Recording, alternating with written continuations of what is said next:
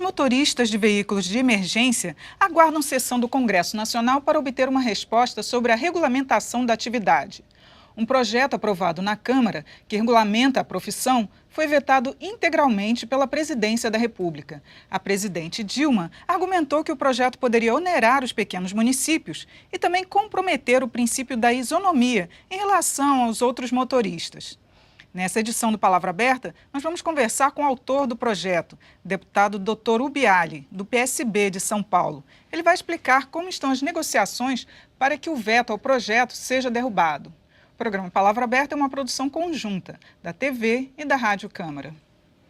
Bom, doutor Ubiali, esse projeto ele foi negociado anteriormente, inclusive ele prevê treinamento para os motoristas, até seguro. Como é que os municípios vão poder arcar com estes custos na saúde?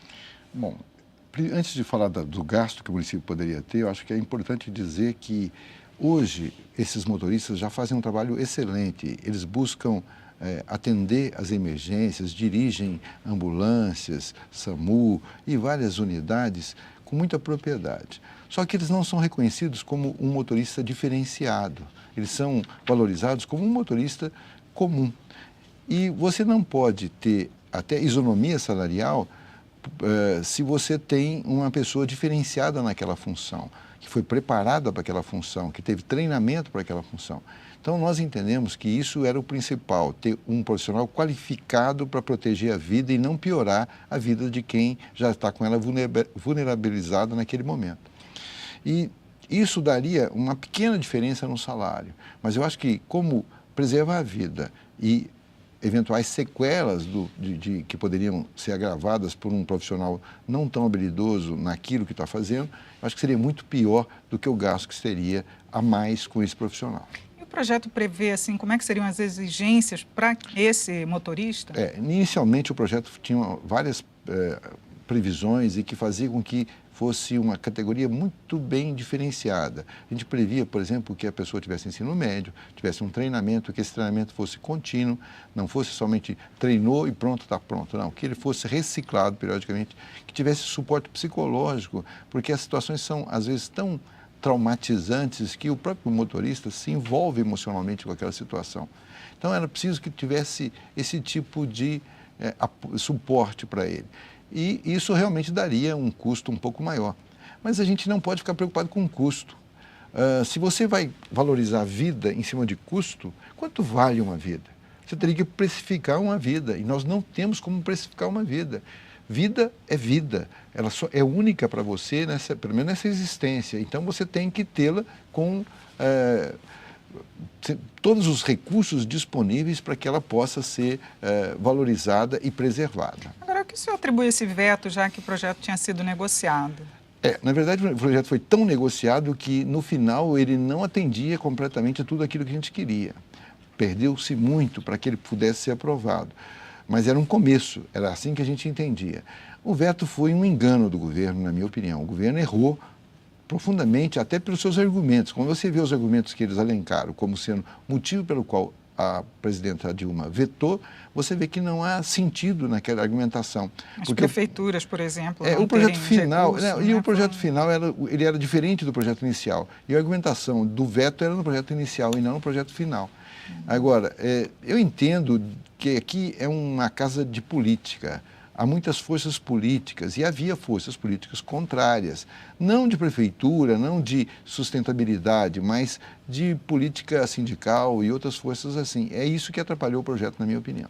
Agora, o governo enviou uma medida provisória para cá, já incluindo os motoristas, numa categoria que tem que ter um treinamento específico, né, que possa ter um sindicato. Isso já é um sinal de que o governo realmente quer autorizar essa O governo, criação. que aliás é uma prática aqui muito comum também, pegou o projeto que eu fiz inicialmente, pegou parte dele, não totalmente, e está utilizando. O que para mim está de bom tamanho. A autoria do projeto me daria muito prazer e eu fiquei muito contente quando ele foi aprovado nas duas casas por unanimidade. Quando veio o veto, fiquei decepcionado, mas se a gente resolver o problema do paciente, da pessoa que está ali traumatizada, precisando ser atendida, para mim está bom. Eu sou sentiria bem com o projeto que eu tivesse feito, tivesse sido e caísse o veto, e cairia o veto, né? A gente consegue perceber claramente uma certa unanimidade. Esse veto era um dos vetos que todo mundo tinha certeza que seria derrubado pelo Congresso. Mas vindo essa solução, acho que ele nem, se for votado, é possível até que seja mantido, porque estará resolvido na medida provisória, pelo menos o básico, o principal que a gente precisa ter. Agora, os motoristas de ambulância já foram até homenageados aqui em sessão solene na Câmara. Isso quer dizer, então, que há um consenso entre os parlamentares de que realmente essa medida tem que ser mantida? Sem sombra de dúvida. O motorista de ambulância, o motorista de emergência, ele não só precisa ser valorizado, como ele tem que ter um diferencial financeiro de recebimento. É justo. Ele carrega pessoas que estão num momento muito específico da sua vida, colocando em risco a vida, e ele precisa estar preparado para isso emocionalmente, tecnicamente, para poder fazer esse suporte e ajudar, eventualmente, o próprio médico. Eu sou médico e, como médico, eu já andei com motorista de emergência e, eventualmente, eles não estão tão preparados e você coloca em risco a sua vida, a vida do paciente que está lá dentro. De vez em quando uma ambulância bate aí, tem um processo grave. Além de que, às vezes, você precisa da ajuda física dele para poder salvar a vida daquela pessoa que está naquele processo momentâneo de emergência. Agora, doutor Biali, os motoristas de ambulância, no caso, teriam um salário acima dos outros motoristas, não é? Nesse caso, você acredita que o setor particular, ou mesmo as pequenas prefeituras, teriam condições de arcar com esses gastos? Ou não correria de serem contratados motoristas que não são preparados? Na verdade, a lei é para não permitir que sejam contratados motoristas não preparados. Agora, você vê, enquanto você tem uma prefeitura, sei lá, dependendo do tamanho da prefeitura, você tem um número muito grande de motoristas, você tem um número relativamente pequeno de motoristas de emergência, de ambulância. Então, não é um número tão significativo, não teria um impacto financeiro tão grande em nenhuma prefeitura. E o que nós precisamos de ter, e isso eu digo também em relação a 30 horas para a enfermagem, ao pagamento das enfermeiras, a gente fica sempre baseado no que você está recebendo hoje e com o que eu ganho eu não posso pagar, eu vou quebrar. Mas quem disse que não vai ter aumento de recurso para isso? Porque esse é o cálculo que todos fazem. Todo mundo faz em cima do passado, e o passado já passou, não existe mais. Você tem que olhar para o futuro, olhar para frente. Então, se você tem uma despesa maior, é preciso que tenha financiamento para essa despesa. E o recurso existe. Esse problema do recurso, ele, além de ser eventualmente mal gerido, ele não é destinado para essa função. Aí falta, porque se você destina para outras coisas, você vai ter falta naquilo que você é prioritário. E eu considero vida prioridade. É claro. Tá certo, doutor Biali. Muito obrigada por sua participação aqui no programa. Eu que agradeço. Bom, o Palavra Aberta também pode ser acessado na internet.